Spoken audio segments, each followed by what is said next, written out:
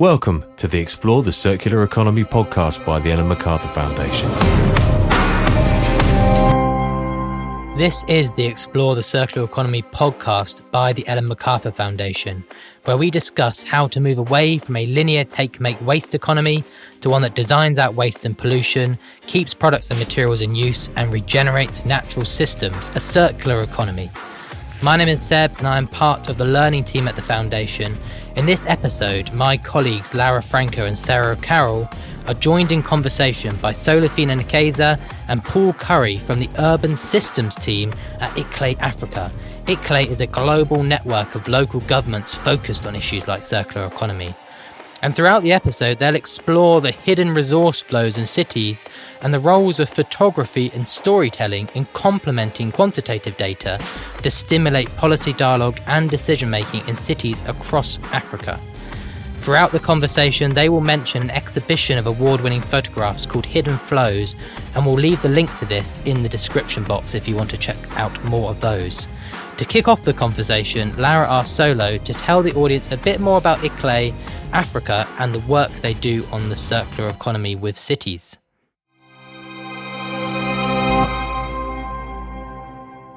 Thank you, Sarah and Laura, for having us here today. And I think for us as ICLEI Africa, we are very much interested in seeing some of these our networks develop in our work that we're doing with circular development.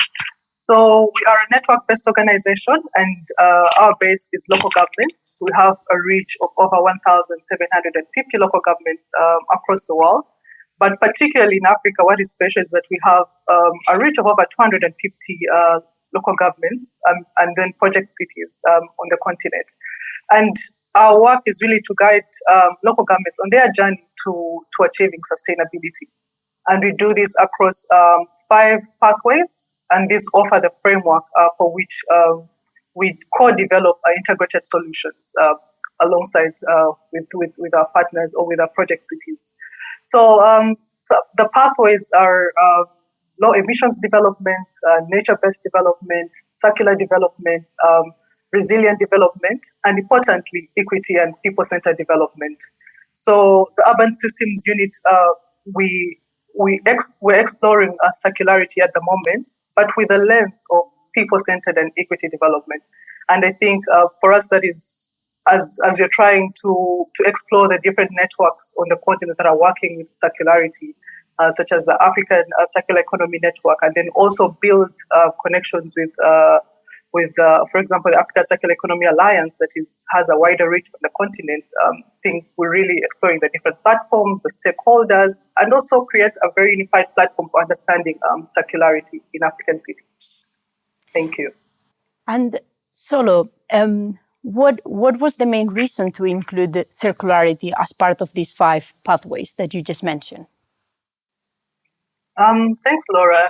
And I think that's a very interesting question. So cities are really, especially African cities, we are transforming at a very fast rate. And we want to go on a journey that does not repeat mistakes that have been made, but a very resource-efficient journey that is able to address the needs, first of all, of the people, people's livelihoods, but then also address issues of accessibility to resources, and then at the same time address issues of efficiency and in the way we use resources, but then also address the needs of the people. So I think circularity offers a good edge in this, in being able to meet the needs, but in a systematic way that looks at the infrastructure, that looks at the different services that are to be met, but that we can meet in a sustainable and resource-efficient way. So we thought this is it's a key lens in which to look at this. And in addition to that, if we can look at it through people-centered and equitable development, I think it provides a wholesome framework to drive sustainability and sustainable urban development. Thank you, Solo. And I think we will go back to this idea of systemic thinking throughout this whole episode. But now I would like to talk to Paul. We call this episode Urban Intersections. And I think probably many people in the audience are just wondering, what is this? Sure. Thanks, Lara. The Urban Systems team at ICLEI Africa is effectively charged with trying to draw the connections between so many different thematic areas. Sustainable development is this wonderful broad umbrella that allows many people to see their own objectives in it. And I think often we get focused on one specific element, and this sort of new era of thinking is really around systems approaches. So Urban Intersections as a title is being very explicit about the fact that you cannot only talk about food, you cannot only talk about waste, you can't talk about water, infrastructure, settlements, equity without looking at them together. And so I think when we were conceptualizing with you some of the discussion for today, drawing attention to how different resource systems and infrastructure systems, and indeed the people who are both infrastructures and benefiting from the resources intertwine. It was quite an exciting idea to explore. And then perhaps as a foreshadower of our conversation, the interconnection between quantitative knowledge, which is often privileged, and qualitative and creative ways of knowing. And how do those intersect? Yeah. Certainly, and when we talk about usually when we talk about quantitative data and the city, urban metabolism is spoken about as a framework to understand resource flows within a city. But some people joining us today might not understand or have heard of the term urban metabolism before. Paul, could you maybe give us a brief description of what urban metabolism is?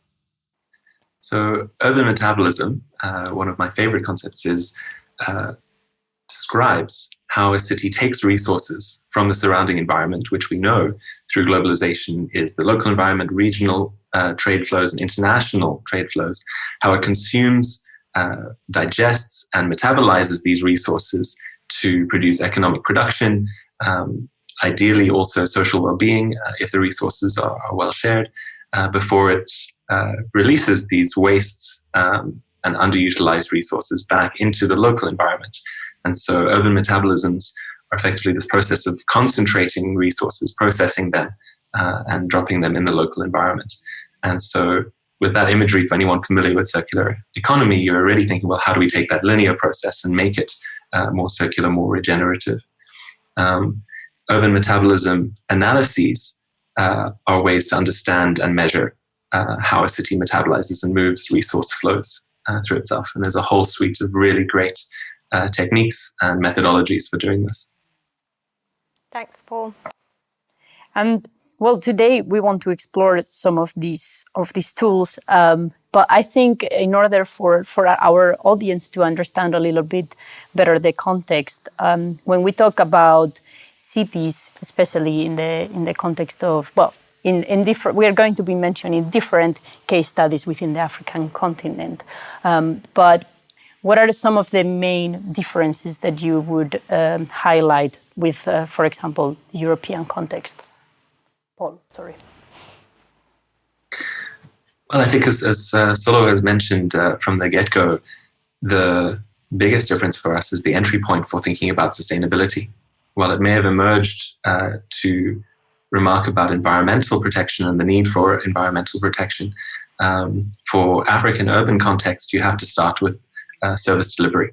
You're living in cities where many of the population don't have access to basic resources, where if you were to rely on quantitative systems, we look positively efficient. We're not emitting that much, we're not consuming that much, but actually we are not equally accessing the resources we need for a high quality of life.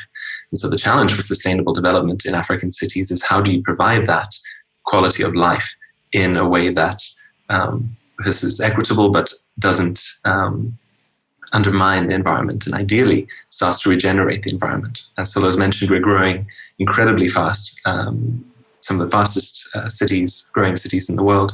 How do we ensure that we're regenerating the resources that we're reliant on? So, I mean, to elaborate, many of the urban trends that we're seeing are the rapid population growth, but large informal settlements where people don't have access either to land, tenure, or basic services.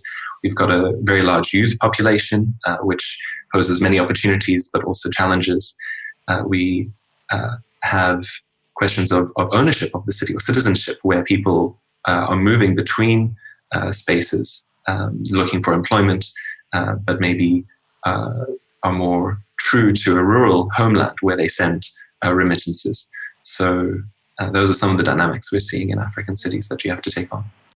And Solo, in the world that we live in today, data, quantitative data, is often prized as the kind of the hero for decision making. And in Africa, we often have challenges around the quality of quantitative data, and in some cases, just kind of a lack of quantitative data. Could you comment a little bit on this kind of reliance on quantitative data for decision making and the role of qualitative data in that? Thank you, Sarah. And that's a very interesting. That's a very interesting reflection, because where there's no quantitative data, is there no information? So does that mean that decisions won't be made because there's no quantitative data? So, and I think to us, our exploration is where there's no quantitative does not mean there's absence of data. So what are the different formats that we can capture data? And how can we extract data from, let's say, from photography? How can they extract data from videography to be able to make decisions, or to be able to combine that with qualitative data to make to inform decision making? So, and it's still a challenge, we're still at the level of exploration. But as it's been said, pictures do speak 1,000 words, and it shouldn't just be for art, but then also for decision making, for documenting what is happening in African cities, or the reality of what is happening that qualitative data may not necessarily be able to collect. So quantitative is important, but it is not the only way of assessing what is happening, or assessing the different interactions that do happen in spaces, in different spaces within cities. There's a lot of vibrancy that happens, be it in a market. We can understand quantitatively the size of a market, but the dynamics of the different systems, be it trade, be it mobility, all that can be captured qualitatively to be able to make decisions that pertain certain systems and how they interact with each other. Thank you, Solo. And in the beginning, in my introduction, I mentioned photography and storytelling as two of the tools that we were going to discuss today. And we're going to be showing some images about the Hidden Flows exhibition. But Paul, before we do this, could you explain to us a little bit more what this exhibition was about?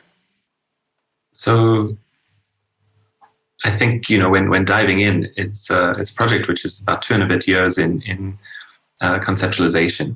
But the central idea is that if you are unable to measure certain infrastructures or certain resource flows, particularly those that are decentralized, not moving through pipes and moved by informal people, informal actors, and you can't measure them, what mainstream urban metabolism studies tell us is that they don't exist. And so this means we're reinforcing patterns of urban planning and decision-making which naturally are exclusive through no sort of fault of the people who are practicing them. But because we can't count certain things, we are unable to manage it. So that's the central problem of the exhibition, which it tries to address by saying, well, observation and the inbuilt knowledge of those living in the city is just as valid as coming in with statistics. And they offer different ways of knowing, different ways of appreciating the value that these resources and people offer to the city. So the exhibition aimed to ask people on Instagram, photographers, to share what their city looks like, to share how they get water, energy, food, where their waste goes, how they move around the city. And so we could get this kind of crowdsourced collection of images. And then we also sought photographers from cities around the continent, which ended up being Cairo, Kampala, Bukavu in DRC, Ibadan, and Cape Town, to reflect on some of the resource flows and what they mean. And the idea is that if you can bring together this collection of imagery, you can engage a conversation around it and ideally draw out the key themes that policymakers already have sort of inbuilt and in their minds. And you received... sorry, Paul. Go ahead. I was going to mention just that you received over 600 pictures. And if anyone is interested in seeing all of them, I recommend them to go to the website. We're going to be sharing the link in the comments chat so everyone can see all of them. But I would like to bring the first picture up for our audience. And in this photo, we have some boats and motorboats, and we are located in the Democratic Republic of Congo, close to the city of Bukavu. And Paul, you selected this photo for our audience. What made you select this photo? So this image is by Esther Nsapu, and her story that she put together was around the centrality of these large and small boats in connecting food from around the lake, Lake Kivu, to Bukavu, this town. And the remark is that it is faster to transport the food by boat than by the roads. And so that's a bit of the context for the story. Why the picture is powerful to me is this sweeping sense from lake to market to city behind it, and you can barely see the floor, and it is full, and this connects very strongly with the sense of vibrance of African marketplaces, but also of the importance and the reliance that many people have on these flows of food that come in. These are the ways, these are the supermarkets of many African cities. These are the ways that people get fresh produce, and the ways that many people make a living. So there's something vibrant and powerful about the image, which speaks to me. I certainly, from looking at this image, I think it's also useful to note that the boats are transporting both food to the market as well as people across the lake and in between. And I think in terms of circular economy, we often think of logistics just for either kind of products and goods or in terms of people. And here in the African context, you can see that there's this reliance on the same form of transport, the same boat for both people and goods. Absolutely. And I think the kind of emergent nature of how resources move, where there's an opportunity, and it speaks to an adaptability of many informal systems and the informal economy to fill gaps, to address needs faster. And there are many people, some who are not interested in definitions, but who are trying to suggest for decision making that we reframe this word informal. It is the majority economy, and the response to formalize might not really appreciate what's going on. So the people who are saying, well, it's makeshift economies, but also why is this different from the archetype of the man wearing a suit carrying a briefcase? Why are we differentiating when in fact informal actors are private sector actors? They've sunk their personal equity and labor into their enterprises. So if cities can take that mindset, it can appreciate, I think, some of the value offered. I personally really like, Paul, what you say about using the word private actors versus informal actors. And I think it really changes the way you look at things, especially from a European perspective or background. I think we really need to start working harder on making sure that we are using the right words in order to be able to see the huge potential and impact of things happening in other places around the world. So thank you, Esther Nsapu, for this picture. I think it's time to move to our second image, Sarah. So, Solo, I believe that you picked this image for us, and it's a wonderful image of a major bus terminal in Ghana, and you can see that what we might typically call a bus in Europe is certainly not the bus that is in this picture. Here we have minibus taxis, as they're called. And all of these umbrellas around the minibus taxis are a marketplace. And so it's a wonderful image that shows kind of how closely trade and mobility are in this place. And just kind of the volume of minibus taxis and umbrellas. So all of these different little shops that are operating in this place. Solo, why did you choose this image for us? And you begin to even touch upon some of the issues in that image that I think really do speak strongly. So the image really does speak of multiple systems, and to me that is a hub. It is a transportation hub, but then at the same time it is a commerce, retail, and marketing hub. So, and what you see is that the retail that happens around the transportation is really heavily reliant on the volumes of people that move towards the transport. So, though, of course, in such a system, what you don't see sometimes is, let's say, what happens on a rainy day. What does the sanitation look like? What does the water systems look like? But then what you get to appreciate is that in terms of accessibility, it offers a lot of variety of options for the city dwellers that use the transportation hub to access their basic needs. But then also in terms of flexibility, it offers a lot of options for traders to be able to set up and go as quickly as possible, whenever the need demands, or whenever income, or whenever different opportunities arise, or even flexibility in terms of the way they are setting up their stalls as close as possible to their market, or the way they are setting up their stalls structured, to match their needs, or to match what they're able to afford. Though sometimes you see that when it's time to upgrade or to formalize, like Paul talked about earlier, all these systems are not paid attention to. So in formalizing, they'll set up a shopping mall, but then the shopping mall is not cognizant of the fact that you have to address issues of accessibility. Who can afford to rent in that shopping mall, or how close are the different people to their market? So to me, it shows a reality, but then in terms of planning, that is where sometimes the clash does comes in. So we find that sometimes planning excludes what was already on the site, yet there are already systems that on the site that have self-organized to deliver the needs, or to deliver the requirements of the people, but then also the site.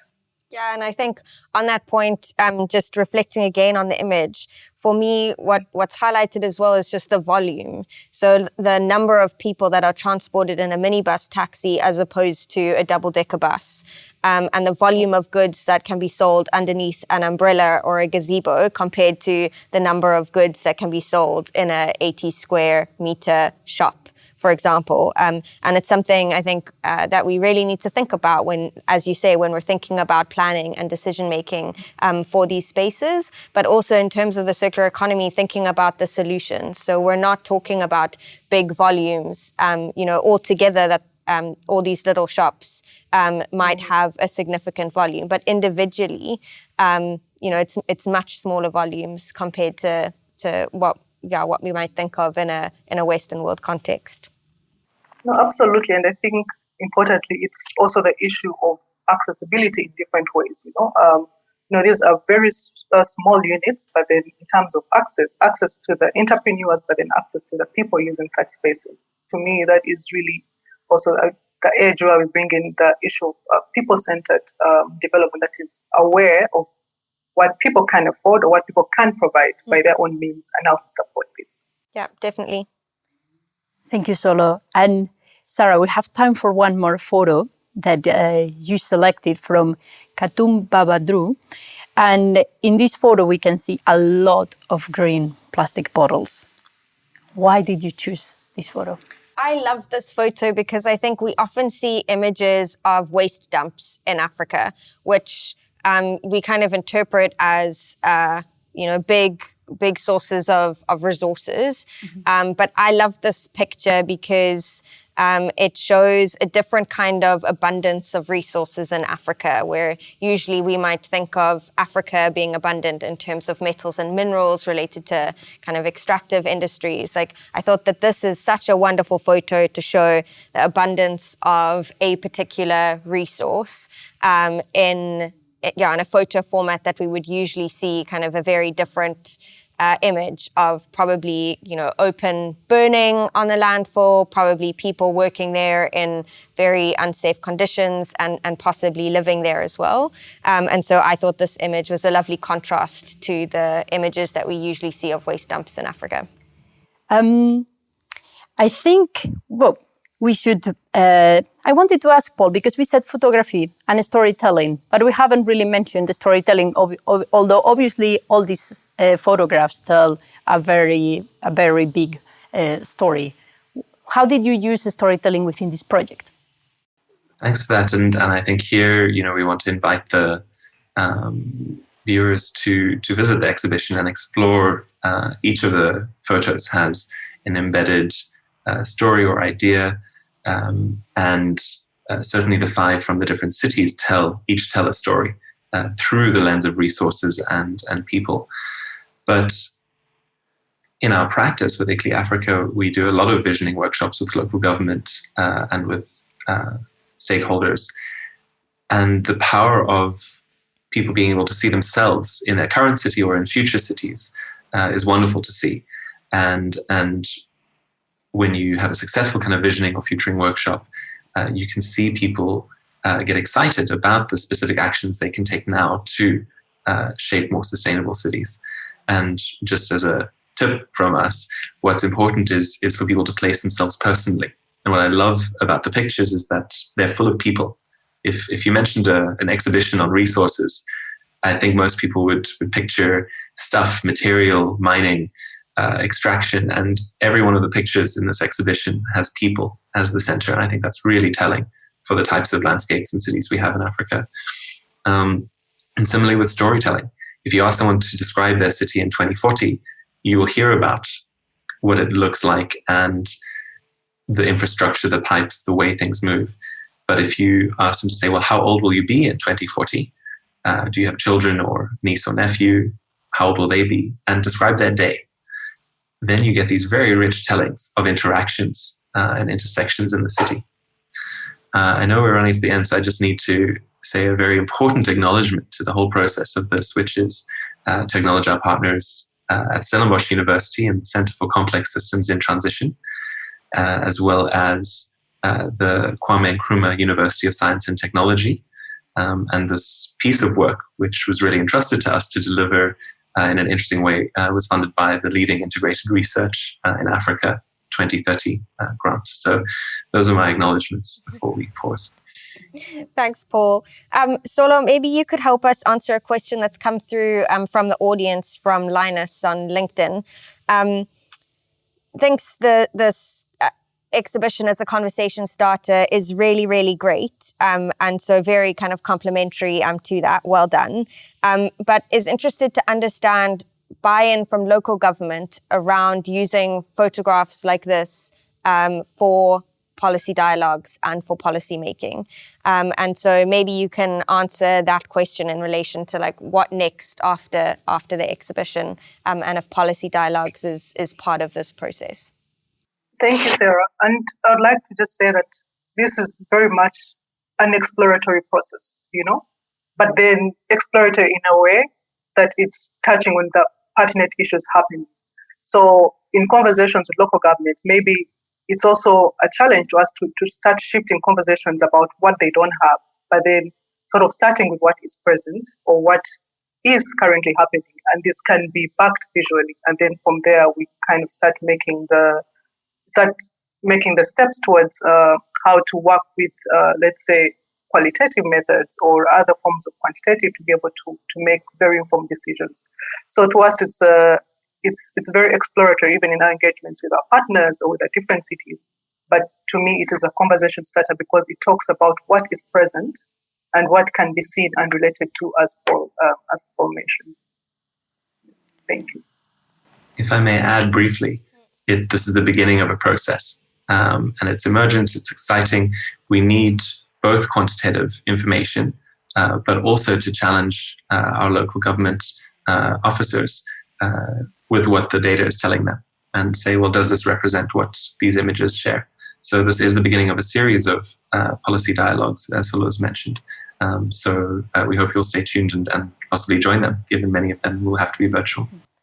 I have one final question from the audience, from Shiraj on LinkedIn, because this is, I think, something that we usually ask in a lot of the conversations we have with Latin America or with speakers from Africa. And it's how do we enable African cities to leapfrog the more developed cities that are hampered with historic infrastructure? And I would like to hear your thoughts on this idea of leapfrogging.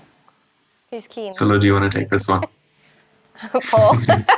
Right back at you. So leapfrogging is I mean, it's the classic term when speaking about the opportunity that we face in our cities. And, it's a value-laden term in many respects. We have the opportunity to learn from what other countries, cities have done, and to benefit from technology that's been trialed elsewhere. And I think getting people on board with the doing of the leapfrogging can be very difficult, because a lot of the technologies that we're promoting are decentralized. They may not look as pretty. They may not have the same aspirational quality as the networked infrastructures that we're used to. And so our challenge is, how do we mainstream these without them, for example, being experimented on in informal spaces, or experimenting on poor, with this, for example, a fantastic composting toilet. How do we get the composting toilet to work in a way that's actually appealing to the aspirations of people living in a space who want centralized infrastructure? And so I think we, as development practitioners, owe it to our cities to ensure that quality of life is thought of when we talk about leapfrogging. So a lot of potential, but it has to be done in appropriate manners. So we've heard about the potential of storytelling and photography to describe how resources are flowing through cities, and how those stories and those images can actually inform policy dialogues in the African context. So do check out the link in the description if you want to see some of the things you've heard, and do be sure to listen to some other episodes of this podcast on whichever of the channels you are listening to. We look forward to seeing you next time on the podcast. Thanks for listening to the Ellen MacArthur Foundation's Explore the Circular Economy podcast. Don't forget to share, rate and subscribe.